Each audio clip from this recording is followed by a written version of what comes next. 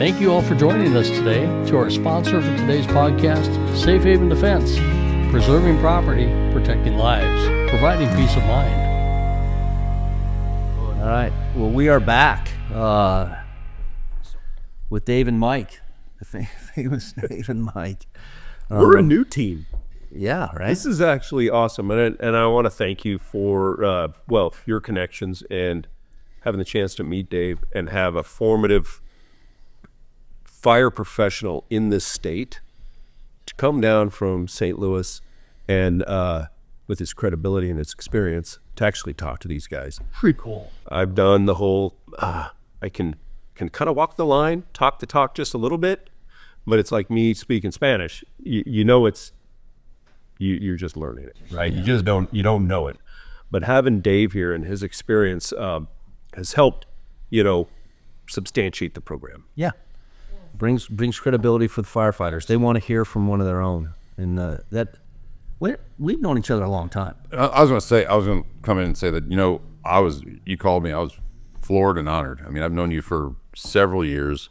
I think it goes back to like 2014. Farmington, 14. probably. Yeah, yes. yeah. This Southeast Missouri swing. CMOS Watch Challenge Jason put on. So, yeah, and I've seen your presentations multiple times and I was taking notes today, pick up something new. Every time you dive into PI, man, I love it. It's good stuff for everywhere. When you called and say, hey, can you come down and help me out? You're 2 hours away. I'm like, oh yeah, we'll make that happen. But it was cool to see all the tactics and applications put into play and how you use that and push out what you're trying to teach and see just a different perspective. I can watch that all day long, watching people that have been doing it for a long time and really good at it and have the experience. I learned a ton from that. I just want to say thanks, man. No, thank you. I was honored at the when you said you could do it. And anytime. I see this partnership having the ability to go out and hopefully do a lot of good. Get a lot more people trained and get them prepared. And so thank you for accepting and thank you for being here. Anytime. It's been good. And this class has been good. We've got a former pro wrestler or WWE or I don't know. I think it's Eastern Missouri Wrestling Federation. He's and the poor dude's body's beat up, but man, he's out there still serving the community. And not only that, he went through his 2 days of training. And where was he today? Showed up again today. He's like, no, I want to keep learning. There was another guy who came in who was here both first days. He's off today. Calls his brother up, who's got hired up the highway. Hey, come check this out. Came in today, brought his brother in. Great. Hey, check this out. Well, we didn't really sign up. I'm like, go sit down. Yeah. So it was pretty cool to see that. We had the police chief go through the entire course today, did everything that every officer did. And took more notes. He took more notes. The guy was taking. He was writing nonstop. He's the chief. He took more notes than the people that were sitting in the chair. And him and I had a really good conversation on one of the breaks. And I think, without question, he's the right guy in the right time, in the right spot for what he's doing. And of course, I personally thanked him for making this happen and bringing this in. But yeah, That's at the top. That's the tone. Well, You made a point today, him coming in, but you made a point today that I don't think we stress enough. The leaders of organizations have that impact, and they can be the visionary and say, hey, what problems could we? He's coming in, starting fresh. What challenges do I want to take on? Yeah. What can I be really good at? What's going to come one of these days, and I can be proficient at it. Start my organization, spread to the ones around me, and run with it. And that's that. I mean, we don't say that enough, and just gives that chance to the organization. But it's not just top leadership. It's everybody jumping on board and running with it. And I don't think we say that enough. No, I agree. No, we certainly don't see it enough. Right, being visionary to be able to say, okay, hey, look, we do this good, but what's coming and what do we need to be doing better, and what is that vision, and how do we push forward? I mean, all these tactics really that we've been teaching over the years came from somebody saying, you got to find a better way to do it, right? Right. Well, and they're not taking no for the answer. Right. They need it. Yeah, they need it, and it is a soft part in their armor that they all recognize, and the cops crave this stuff. I mean, they love the tactical training, anything that they can do to better themselves on a day-to-day basis. And it shows an investment in the agency from the leadership. We are now investing in your ability to go do your job that we're asking you to do, and it's a larger impact than just the 16 to 20 hours that we get with these dudes, right? And then we blend that with the force multiplier of bringing fire in for this individual situation, and the impacts that it shows through relationship building, day-to-day competence, the feeling of common goals for both those agencies. And hopefully it helps with the other issues with, people walking away from these organizations or these jobs because their leaders are showing care and concern, right? Well, it's also a message that says we care about your safety. Yeah. Right? We care about your life, your family. I think that's a huge investment. Yeah. And it says something to everybody that is a first responder. Yeah. And I'll tell you what's nice for us, having spent 2 weeks here, last year, to come in and see some of those familiar faces, right? A lot of those funny stories we had from back then started to pop back into my mind. It's like, yeah, okay, you're the dude that shot my door up there. Yeah. I got a nickname for you. What is it again? It was like old homecoming week. It was kind of nice. I spent so much money on those beautiful doors. Yep. Oh, I know. Like, don't get used to it. We can't come here every year to train you guys up. Somebody shepherd this stuff, right?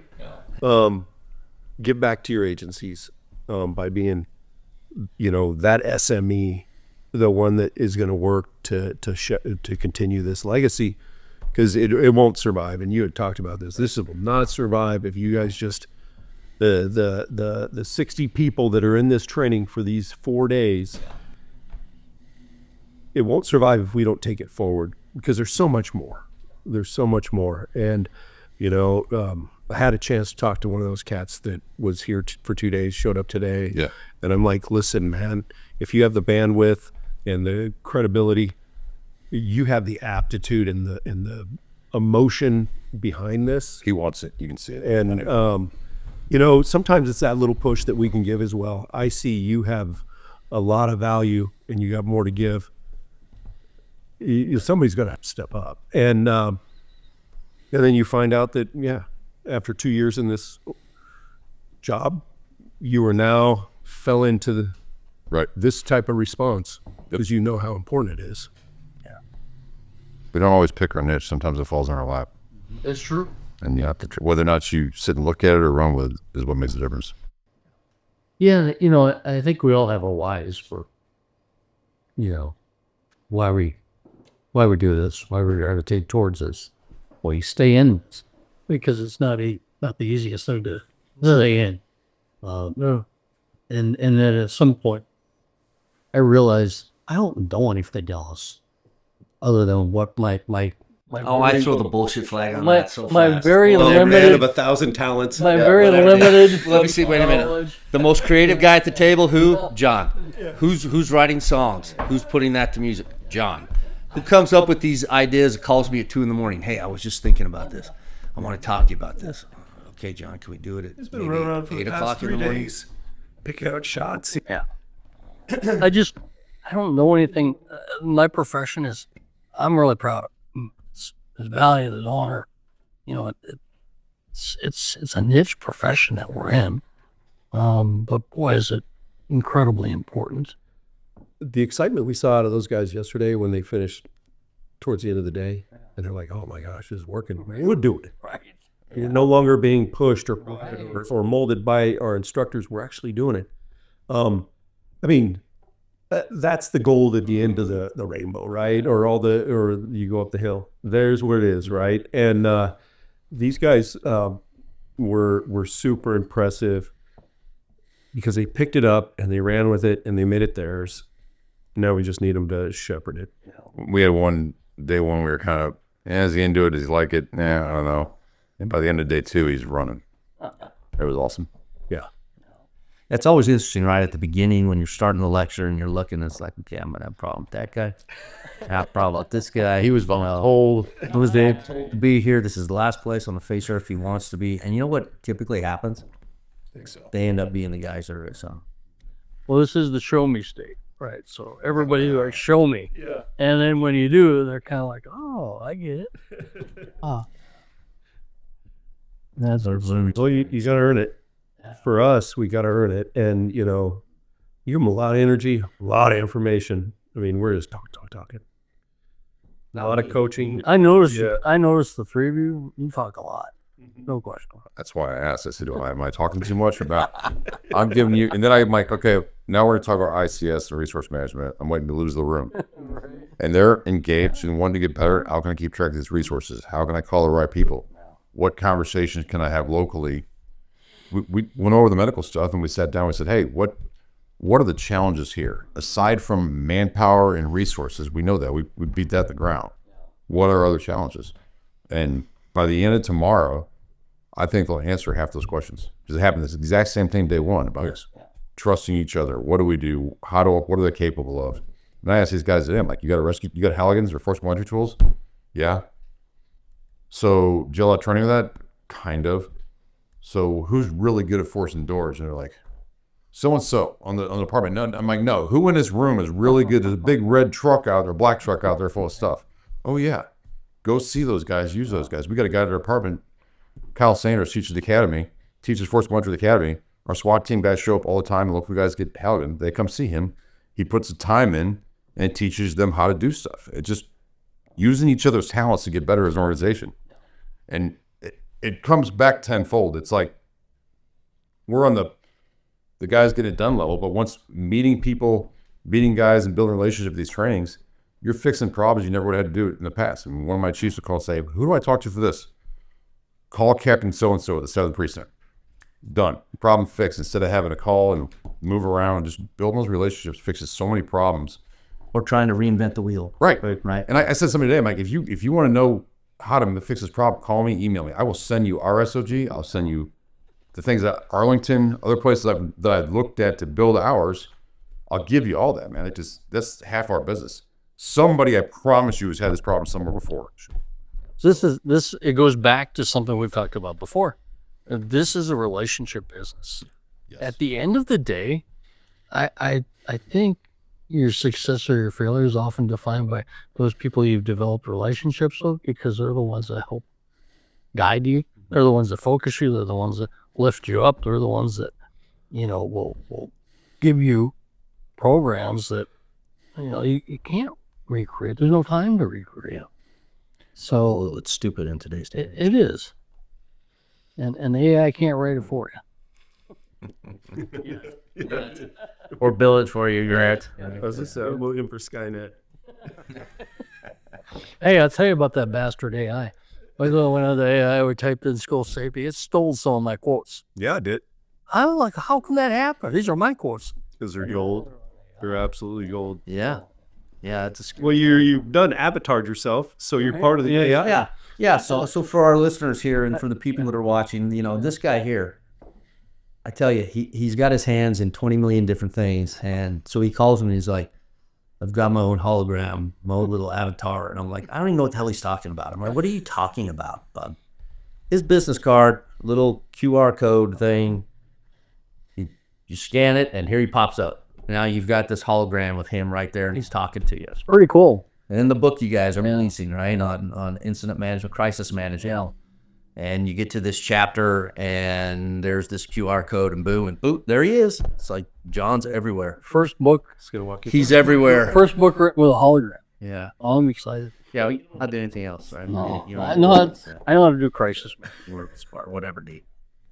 That's my world. I'm happy in it. Yeah, well, I don't know. I don't know. It's good living, good life.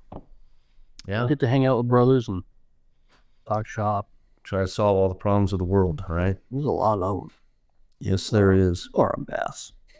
They are. Job security. They are, right? I mean, man, I don't know if I've ever seen a time where everyone is on tilt and everyone is, looking cross-eyed at the guy across the room, and They'll lose their minds over everything. We just can't sit down and have civil conversations and talk to one another and then maybe agree to disagree. Right. And they just go to their corners and it's just, Get ready for the fight. it's a mess. It is a mess. And I don't know, you hate to think that maybe the days are gone. We could actually look each other in the eye and have a real conversation. Either find common ground or agree to disagree and still walk away and walk down the street and have a drink together. I think those days might be gone. Don't worry about that. Scary times. Ego is in the room. And once we get lost our own ego, Ego and fragility. and they just,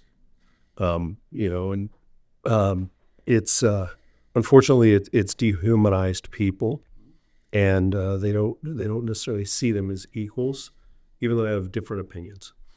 I think dehumanized and desensitized. Yeah. Yeah, I would agree with that. You're just your ideas. Yeah. You're not a human behind them. You don't have a family. You don't have things that you do, the important things that you do for this society, and it debases the worth of the individual and what they contribute. And unfortunately, there's a lot of navel gazing and I'm the most important thing in this world, instead of no, I'm my community and how I give back to my community, how I support the community, how I'm a part of it, is lost. It makes violence a lot easier. And that's When you dehumanize, desensitize, right? Because then you don't see that person as having any value. And we're on that pathway and it's just ugly. they're just my problem, right? Instead of just another person with a disagreement, and I'm going to take care of this problem. Yeah, well, there's a lot of perceived injustice right now. Well, everything is, I'm a victim. Yeah. How about being a victor? Not a victim. Yeah. Overcoming it. Well, to be a victor, they have to attack someone else, right? Rather than just, Lift up your own self-worth. yeah. Well, this just got deep. Yeah, we kind of went in a rabbit hole. You guys need to drink more. Loosen up. Well, we actually do. We actually do have some bourbon, which is nice. I got a nice local beer. I have a Diet Dr. Pepper. Which is your go-to. That's my, right? on hard days, Diet Dr. Pepper. There you go. Right. I had 7-Up the rest of it. Cute little town here, right? We are right on Main Street downtown, and 40 steps up. 140 is what it feels like after a day of training. Positions. Like this building was probably built in 18 something, and the flight of stairs. I mean, you can't even. The stairs are so narrow, your foot doesn't fit all the way on the dang stair. Yeah, have a 14. John's- So you don't get your little ballerina feet. Yeah, his ballerina feet. But I mean, it goes like. You just keep. There's more stairs, so you just keep walking up and walking up. There's the door. I'll my head down until I get to the top step, and it's this much higher, so it's a foot catch. Yeah. And then you poor John, you fall down with his Right, ballerina a lot, feet. And every I'm like, time. I thought you were going to be way more nimble on that one. My advanced age, 2 things that I found out. 1, I don't bend, and 2, I don't bounce. Advanced age. Don't forget, I'm older than you, sucker. Right? But it is a cool place. Age. Do we have Cynthia to thank for this place? Yes. Yeah. So we were here last year, and I was like, AJ's like, hey, John's putting us up. And I go, please tell us we're in the same class. He goes, absolutely. And I'm like, oh, Dave's going to be so excited. It is a cool place. Yeah, except with this stuff. It was nice though this year, right? Because we didn't have to load all that tactical air and all that stuff. So now we're crying, right? Like old men. But so suitcases were half as light to get up that dang thing. Yeah, it's first year outside. This stuff we're not. Yeah. I did like the coffee shop the other day when you walked in, like the local guy looked at you and said, you're looking a little serious here. You called me intimidating, which I got a smile on my face. I don't know what's intimidating. When I'm getting my coffee, I'm going to get a sandwich. It's going to taste great. But I got Dave next to me. Dave's big old dude.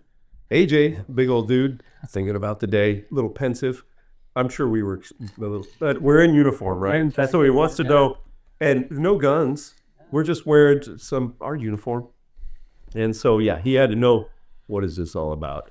So I missed that whole seance. See, I'm just oblivious. I'm just going through it. Tell him you're looking for sovereign citizens. Yeah. He's like, I don't have to talk to you, so you know. Special task force. Special task force. You don't rock and find any of those sovereigns, right? Don't buy their license plate. They did it with a Sharpie, a couple crayons. I tell you, that it's a crazy, crazy world. All you can do is just smile, walk through it, and it's like, you know what, that's your problem, dude. It ain't my problem. Right. Ain't gonna let it affect me. I'm gonna live with it. Dave and I still have a front row seat. You're in the rear with the gear. Yeah. I'm in the rear with the gear. Oh yeah, no, I'm a hazard. You're full on retired. He loved to tell everybody he retired. A hazard. He leaves the class. What's that bar say right there? I would say that's the busiest retired person I've ever seen. You usually call that failure. Failed at retirement for sure. Part-time farmer. But it's rancher. You have a ranch. Hey, I am a rancher now. 2 cows. The 2 bred cows that are gonna. You'll force I'm him. gonna have 4. I'm gonna Looking forward to my brisket next year. forehead herd, which I'm having a blast with. They keep me busy. It's always an adventure. You're driving down the road and you see cattle on the side and you're thinking, yeah, okay, that's a good sized animal. When you're standing in the lean-to right next to them, that 14-pound, 100-pound beast. Yo. And one of my cows is docile. Now, they're not going to let you walk up and pet them and touch them, right? They're looking at you. They're going to run you over, but she'll let you get close to her. It's no big deal. This other one, and she's an Angus. The other one is Angus and has some longhorn in her. So her face is a little bit longer. She's got those goofy, longhorn hips that look like they're bumpy. Yeah, they're bumpy. Yeah. You got to watch her. Yeah. I'm in the lean-to, and, it's winter time, and they're getting ready to, they're going to calve here in another month. Had them late bred. And so I'm trying to keep them by the lean-to. So I'm feeding them some hay, and then I give them some grain and some corn, actually in the lean-to, just to kind of get them used to the area where I was trying to get them to stay up there. Now they stay. I don't got to worry about them wandering off down into the ravine and disappearing. Well, I get a little too close to this thing. And she gives you a warning sign, right? You pay attention. She'll put her head down and she shakes her head kind of back and forth. And then she got those tags in her ears, right? And they go doing this. And it's like, okay, that's her telling me, Well, it's the rattlesnake. Like the rattlesnake that you ran into here just a couple months ago up on the range. Thought my tire was flat. And Mike's like, that's a rattlesnake. I'm like, we sure shit. Coiled up underneath the truck. Mike goes to shoot it. I'm like, don't shoot it. Shoot my truck. Leave it alone. Let it be. We were going to shoot it, man. It was doing its job. It warned us, gave us ample warning. Yeah. Just doing its snake thing. Well, anyway, so this is, she kind of shakes her head. I'm not paying attention to her. And, she didn't take a step. She just swung her head, hit me so hard, knocked me up into the air, into the lean-to. I've got this stupid little Apple Watch, right? They're a good product, whatever. They're nice, but it's got a... You fall. The fall thing. I didn't know. They already called here for those. I didn't know that thing was on here. When those guys like you fall, it's because I want falls for that. And this thing starts... My watch is buzzing. I'm like, what the hell? I look, and there's this thing, this alert. I don't know exactly what it said, but it appears like you've fallen. Please, acknowledge this, or we're calling 911. That's Fletcher. that is how freaking hard she hit me. Falling, and I can't get up. Oh, yeah, me. First alert. What's a little scary? Get online and see how many people cows kill in a year. It's bad. It's really bad. The other one's it's nice. She comes running at me like a dog. She's fast and she'll kick her back legs up. She's excited. She knows she's getting a little bit of corn, but it's a little intimidating. It's like, shit, Well, you're just like feeding them from the hand like Snow White. Yeah.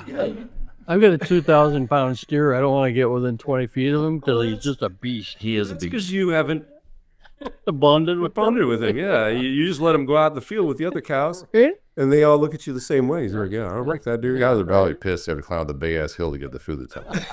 Well, that's why I keep him. That's why I keep him at the top of the. They've got the greatest view. They got the $1 million view, and they don't got to pay a damn thing for it. They just sit there. They look out. But Your property is so steep that the legs are shorter on one side than the other. And I'll protect from the wind, that's for sure. and we're gonna lean to the earth.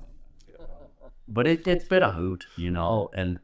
Yeah, it's nice, and that's why I say that. I don't say the whole retire thing.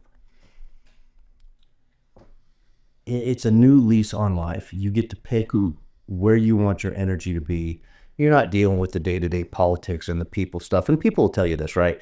It's never the job of law enforcement that's going to kill you. It's the internal politics that creates the stress. And, you know, I don't have any of that in my life anymore. You are much more mellow. Yeah, it is, No question. it's been a great thing. And I can call myself a rancher now. Yeah.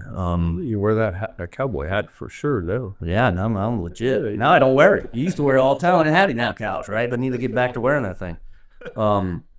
But it's good. I mean, at some point, I need to pump the brakes a little bit more.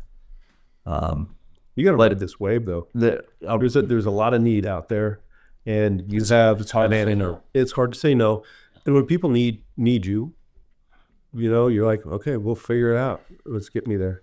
That's the one. I've never said no. I have never had someone reach out to me and say, listen, we're looking for this, we're looking for that. And if I can't provide it, you know, I call. And I'm like, well, how about use this guy, that guy? This is something that's not in my wheelhouse, something I don't do. But I have never said no. And money's always the last conversation. Sure. Money's always the last conversation. Sure, though. We do what we can within their, everybody knows, as they call me and ask, that's what I'm going to tell them, right? I'm not going to say no. But because of that, it just opens more doors. Sure. And if you'd have told me that I'd be making more money than I was making working 2.5 weeks out of the month with a hell of a lot less stress, I'd have said you're crazy. Yeah. Right. But it just, you know, your heart's in the right place. You're doing it for the right reasons, and good things start. So. Very true. But at some point, I'm going to be done. I'm going to sell the company to you. Yeah, I'm like, that's got to be like, it's too fast.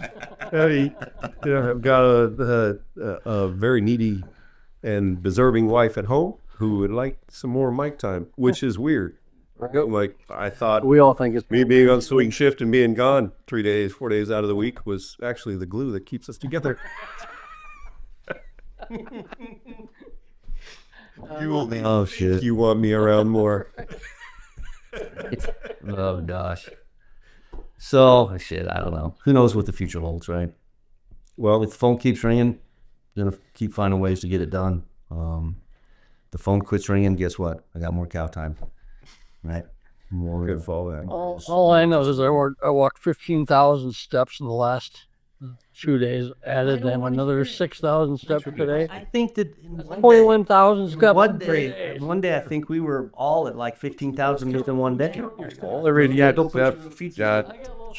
Yeah, you had 3 steps to R1. yeah, you're like 6'7". Yeah. 6'7". It's like Surprised Pete didn't get called and go, who stole John's phone? Because you're a walking fool. This is uncommon for John. Oh, man. Oh, shit. my advanced age is too much, too ugly, too different. At least your follower didn't go off. Yeah, right. Imagine if I'd have to call, hey, come help me, man. I just got run over by a cow. Why is this helicopter landing so close to me? We got alert for your future watch, sir. That's the way we get. That's the only way we can get to you. You're too remote. Oh, that's funny. Or we can get big old Dave to carry you out. Yeah, are we waiting? Roll 16 you. hours. I would recommend just rolling them down there once. Yeah, just leave me Very there. well. Just leave me there. It'd be a good place. Be a good place to have my last day. Take that landowner permit. We'll call it even. Yeah. All right. Well, I think we've For this one, explored everything we're going to explore in this particular episode. I don't know if we got anything good out, but it was sure damn fun having it. it was fun. I enjoyed it. So with that, we're going to close out with our toast with just a couple small caveats, all right? But to us and those like us, damn few left. Well, let us not forget Sergeant Larry Bennington, who passed recently. One of our sergeants, I think he was a sergeant with our Nevada PD for over 42 years. An incredible career. His memorial will actually be this Friday, the 28th. And I just got news of a dear friend of mine, retired captain from Milwaukee PD, Jim Campbell, who was a Session FBI NA, Session 283 classmate of mine, who we lost as well. So in their honor, their memory. So Salute. Nice touch. Yeah, that one was long, but not long enough. Damn fearless. See there, gentlemen. damn few left.